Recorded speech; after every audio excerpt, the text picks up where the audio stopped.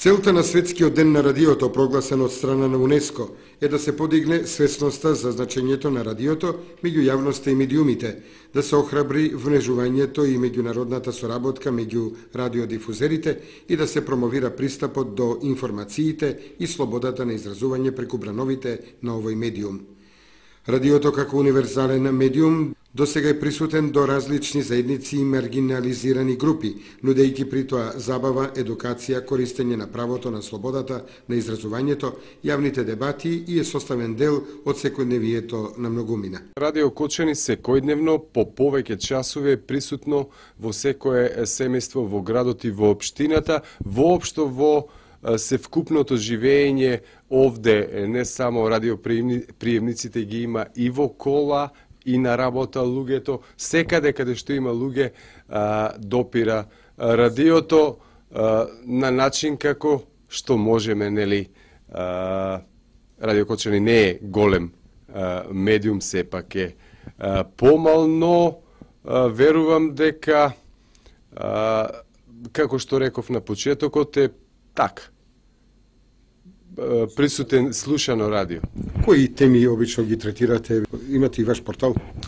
Секојдневието на Кочани, случувањата во Кочани, во општината, да не заборавиме и Виница и соседната општина, најмалата во регионот Зрновци, преку информации се присутни на нашево радио во етер и на порталот radiokочани.com. Фокусот е да направиме информација што е од интерес на граѓаните. И од областа на културата, од областа на политичкиот и јавниот живот, спортот. Колку успевате да одите во чекор со времето, со новите потреби во делот на дигитализацијата? Колку што можеме.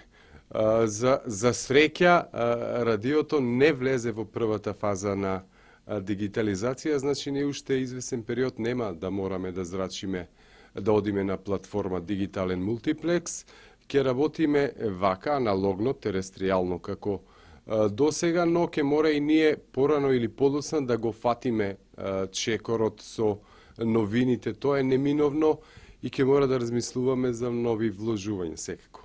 И еве како колега да ве запрашам, колку ви исполнува радиото во делот на професијата? Па многу. Искрено многу. Јас сум работел и и на телевизија, но ја знам тежината на телевизијата, ја знам тежината на радиото, но радиото има нешто што телевизијата ја нема. Радиото го има, ја има она душата, вие најдобро знаете, човек, новинар кој потекнува токму од Радио Кочани, едно друго Радио Кочани, кое ние така на некој начин го наследивме.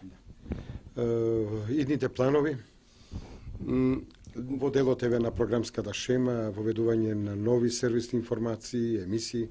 Така, ние секојдневно имаме вести од 9 до 20 часот, но потребни ни се млади луѓе новинари што кај кој има ентузијазам да дојдат овде, да работат со нас, тоа ќе ни ја збогати програмата со нашето искуство, со вашето искуство.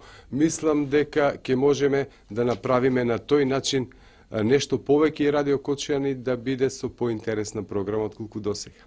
Радио Кочани понатаму останува единствениот радио медиум во општината кој во цело се остварува својата функција, не само на денешниот Светски ден на радиото, туку секојдневно во контакт со слушатели.